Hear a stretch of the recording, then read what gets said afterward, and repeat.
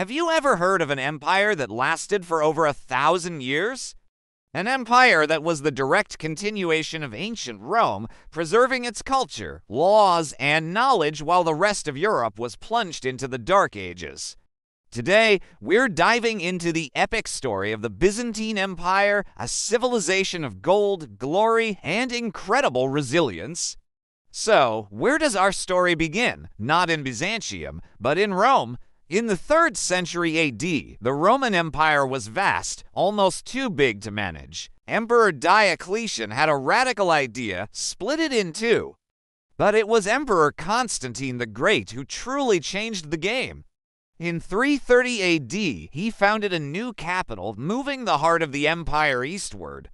He chose an ancient Greek city called Byzantium, renamed it New Rome, but it quickly became known as Constantinople, the city of Constantine. This wasn't just a change of address. Constantinople was a strategic masterpiece.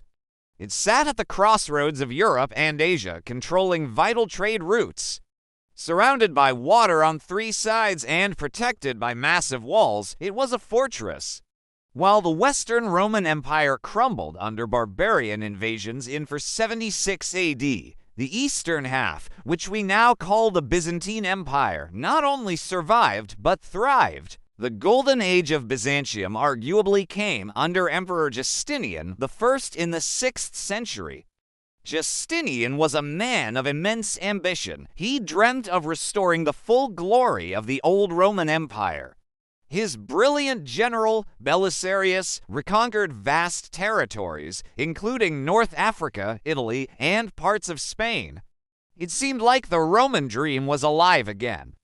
But Justinian's legacy is more than just conquest. He commissioned the codification of Roman law, the Corpus Juris Civilis, which became the foundation for many modern legal systems.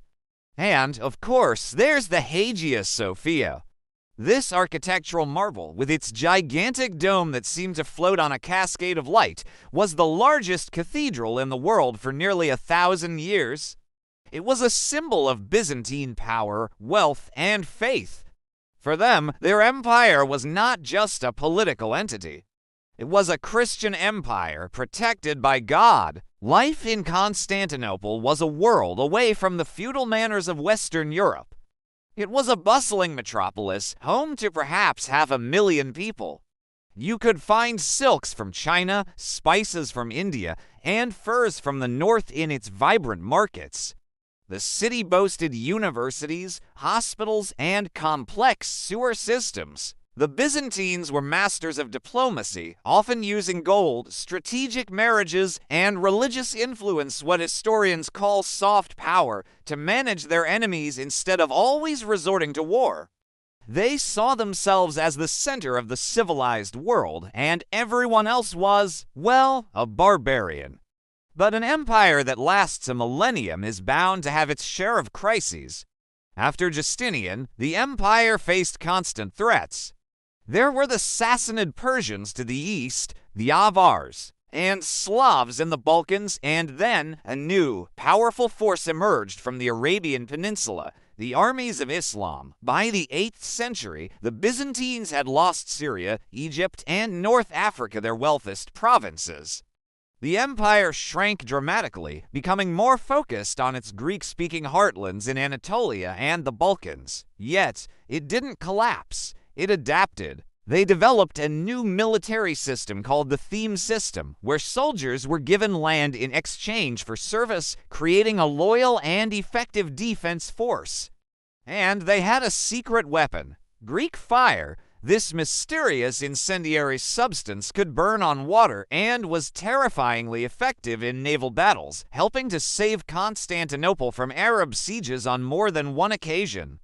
The empire saw another resurgence under the Macedonian dynasty from the 9th to the 11th centuries. Emperors like Basil II, known as the Bulgarslayer, expanded the empire's borders once again. This was a period of cultural flourishing and military strength.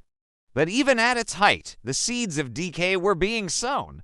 Internal political struggles between the powerful landowning aristocracy and the central government in Constantinople weakened the state from within.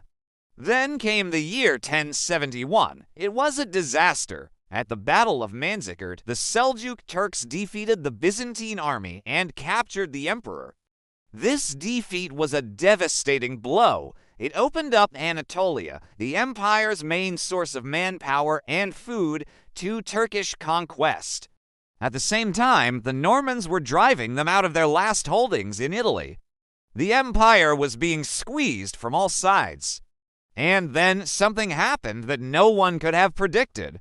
Help came from the west, but it was a double-edged sword. In 1095, the Byzantine Emperor Alexios I Komnenos appealed to the Pope in Rome for military aid against the Turks. The result was the First Crusade. While the Crusaders did help recapture some territory, they also created a lot of tension. The Western Knights and the sophisticated Byzantines viewed each other with suspicion and contempt. The Byzantines saw them as uncouth barbarians, and the Crusaders saw the Byzantines as deceitful and effeminate. This toxic relationship culminated in the greatest tragedy to befall Constantinople. In 1204, the soldiers of the Fourth Crusade, instead of fighting the Turks, turned their attention to the richest city in the Christian world. For 3 days, they sacked Constantinople, looting its treasures, destroying priceless works of art, and desecrating its churches. The Golden City was left a smoldering ruin. The Byzantine elite fled and set up smaller successor states, but the empire was shattered. Although the Byzantines managed to recapture their capital in 1261, the empire was a shadow of its former self. It was a small, impoverished state, surrounded by powerful enemies and torn apart by civil wars. Its final chapter was a long, slow decline. The final blow came from a new power in the region, the Ottoman Turks. By the 15th century, the Byzantine Empire consisted of little more than the city of Constantinople itself and a few scattered territories. The Ottoman Sultan, Mehmed II, was determined to conquer it. In the spring of 1453, Mehmed laid siege to the city with a massive army and powerful new cannons that could shatter its ancient walls. The last Byzantine emperor, Constantine XI Palaiologos, led a desperate defense with just a few thousand men. For 53 days, they held out against overwhelming odds. But on May 29, 1453, the Ottoman forces breached the walls. The last emperor died fighting, and the city fell. The fall of Constantinople sent shockwaves across Europe. It marked the end of the Middle Ages and, for many, the end of the Roman Empire, which had, in one form or another, existed for over 2,000 years. Byzantine scholars fled west, bringing with them ancient Greek manuscripts and knowledge that helped fuel the Renaissance. The story of the Byzantine Empire is a testament to endurance. It was a bridge between the ancient and modern worlds, a guardian of classical knowledge, and a vibrant civilization in its own right. It rose from the ashes of Rome, shone brightly for centuries, and left an indelible mark on the world. Its legacy lives on in our laws, our art, and our religion. Thank you so much for joining me on this journey through 1,000 years of history. If you enjoyed this video, don't forget to like, share, and subscribe for more deep dives into the past. Let me know in the comments which empire you'd like to see covered next. See you in the next one.